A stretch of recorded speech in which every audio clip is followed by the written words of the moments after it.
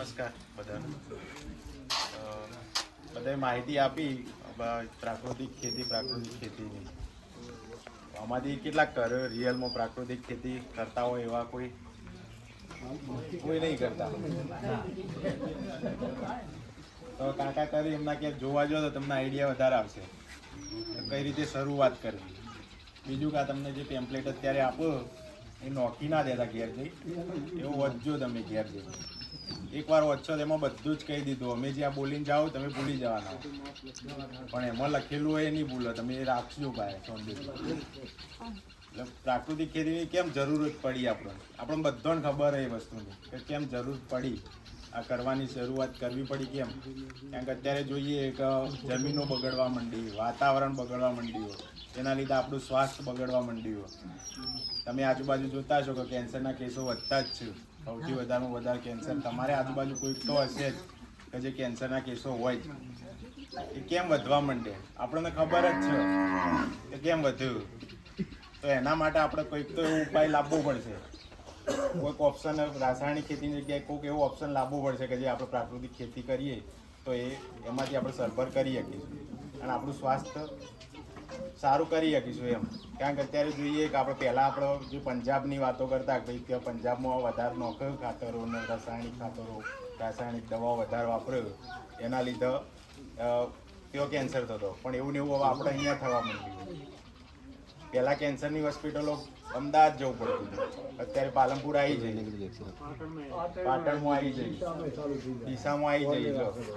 એટલે એ બધી કેમ નજીક આવવા માંડ્યા, કેમ ડૉક્ટરો હોય આવી ગયા. પહેલાં નહોતો, હવે વધવા માંડ્યું.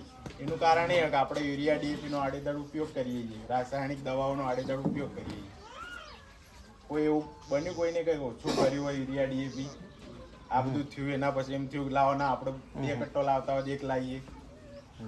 આપણે જ્યારે પણ આવે ગોમો ડીએપી યુરિયા એટલે સીધું દોડીએ જ છીએ, લાઈનો લાગી જ જોઈએ.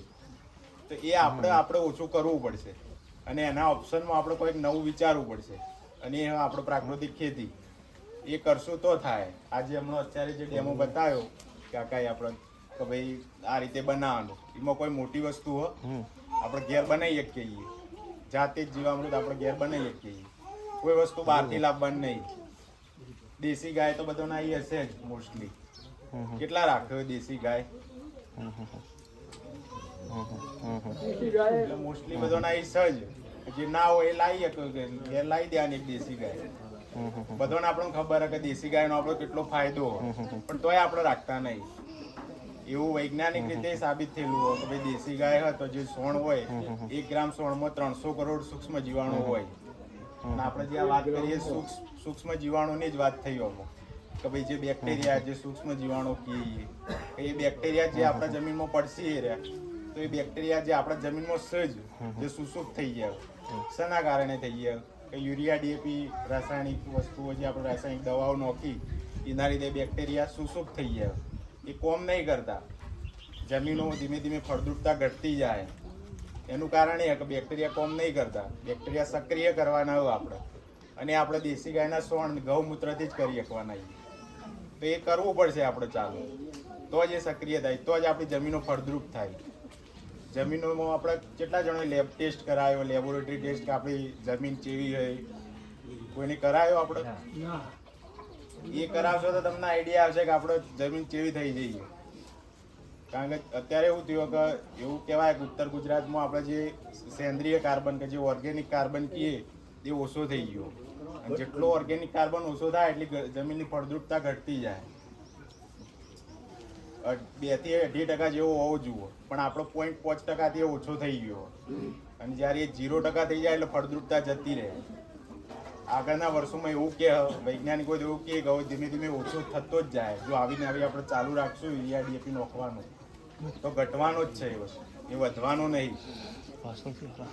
પછી આપણે ગમે તેટલું અત્યારે હવે એવું ધીમે ધીમે થવા માંડ્યું છે ગણવાનું તો ગમે તેટલું યુરિયા કે ડીએપી ખાતર નોખીએ તો ઉત્પાદન વધતું નહીં હોય. ઉત્પાદન એટલા સુધી થઈ ગયું.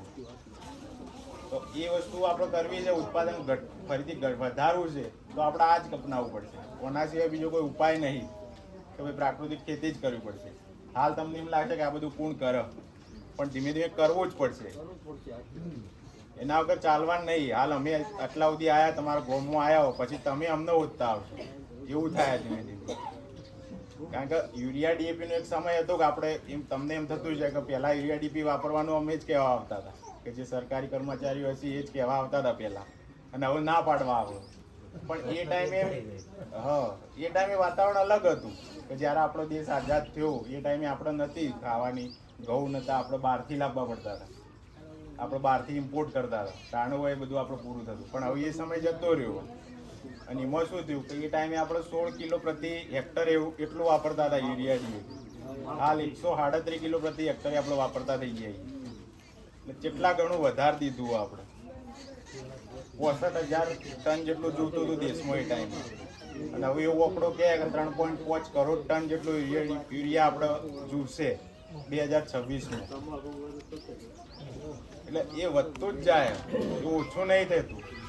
અને આપણો યુરિયા ડીએપી આપણે ચમ લાવી શકીએ? અત્યારે ભાઈ યુરિયાની ઠેલી હોય તો કેટલાય મળે તમારે હોય?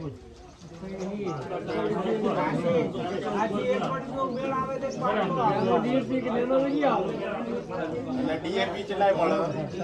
1400 રૂપિયા. એ ચમ એટલાય મળે કે સરકાર 90% સબસિડી પાસે મળે. ધીમે ધીમે સરકાર પહેલા 98% હતી, હવે 90% સબસિડી લાવી.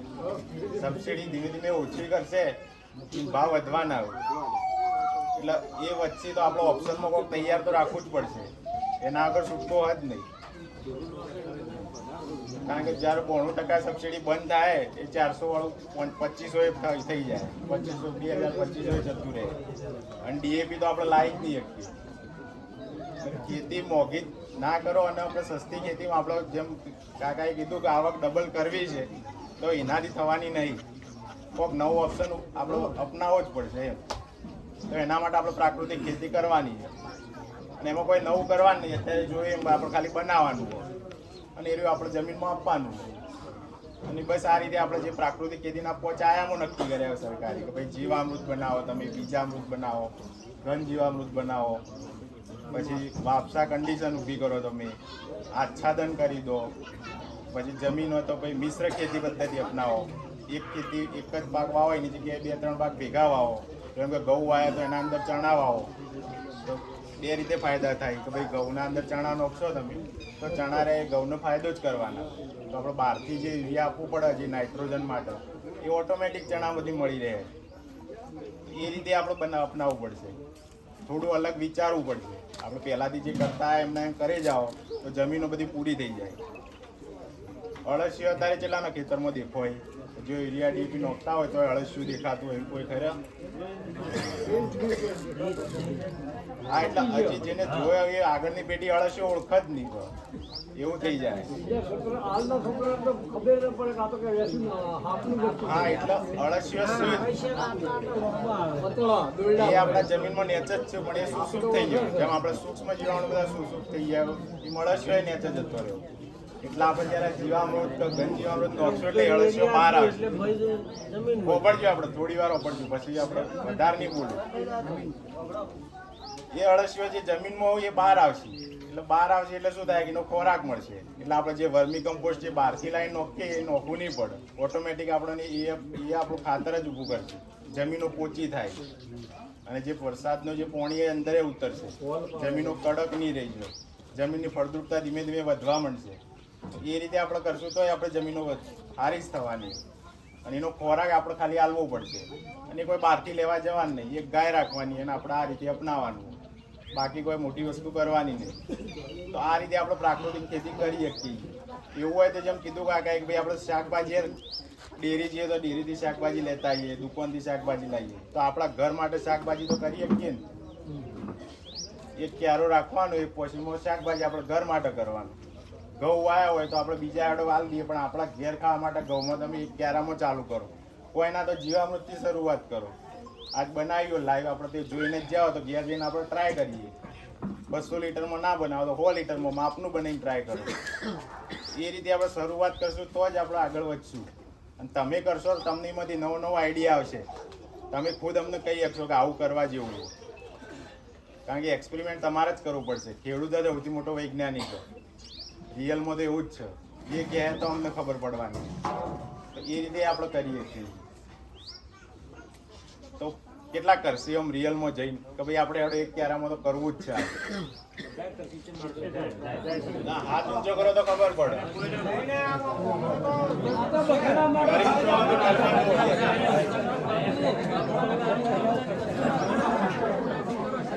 હાથ કર્યો તો કરજો સીધું કરવા જ પણ